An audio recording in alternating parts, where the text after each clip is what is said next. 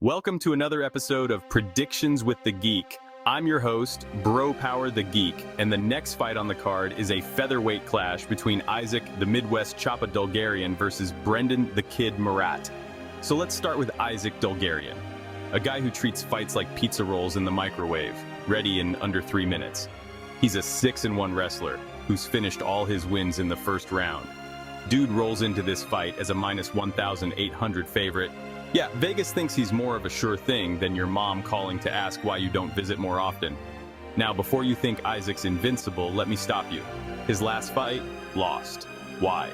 The man gassed out harder than your buddy after a New Year's resolution 5K. Isaac is all go, go, go in the first round, burning his opponents with wrestling, submissions, and ground and pound like he's got a timer counting down in his head. He's finished 4 fights by smashing faces into the mat and snagged 2 submissions just to mix it up. On the ground, he's as dangerous as a Wi-Fi outage during a Netflix binge. But then, there's his striking. Let's just say it's not his best feature.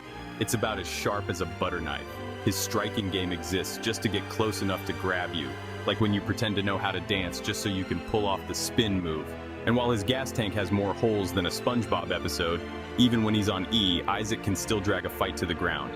He just won't do much once he's there, except maybe breathe real heavy and think about how nice a round 1 finish would have been.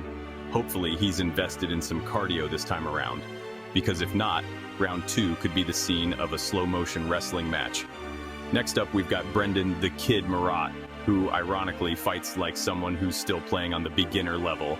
He comes in with an 8-2 record and as a plus 1,000 underdog, so unless you're betting on miracles, you're probably swiping left on him.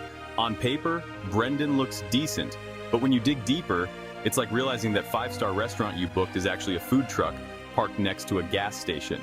His strength of schedule? More like the strength of a paper towel. He spent his whole career facing competition that would make your grandma look like a title contender. Even his amateur career looks like a sparring session at a retirement home. And when he finally stepped into the UFC, Terrence McKinney sent him packing early in the first round. No extra luggage allowed.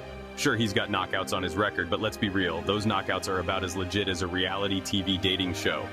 The fights were stopped before his opponents even realized they were in a fight. It's like watching someone win Monopoly when the other players gave up halfway through.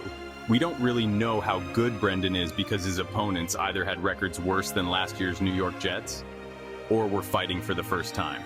So who's taking this? If you're thinking of betting, I'd recommend staying far, far away.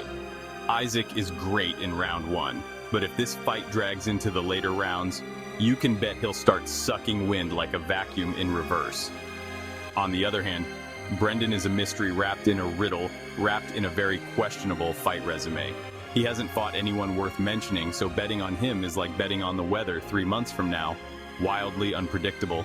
So the official pick is Isaac, because at least we know he'll still be trying to wrestle even when his lungs are writing SOS signals. Brendon, on the other hand, has shown absolutely nothing that inspires confidence. If Isaac pushes the pace, we could be looking at a mutual gas out, but I'd still pick the guy who can at least muster up a takedown while exhausted. As for your wallet, leave it at home. Isaac's too big of a favorite to add value to your parlay, and trusting him not to gas out is like trusting your drunk friend to DJ. He might get it right, but the odds are you'll end up regretting it. This fight has Parlay Buster written all over it. If you enjoyed this, go ahead and smash that like button, and if you haven't subscribed yet, what are you waiting for? Hit that subscribe button and turn on notifications so you don't miss a beat when the next video drops. And hey, don't be shy. Drop a comment below and let me know who you got winning this fight. Let's see who's really got the crystal ball around here.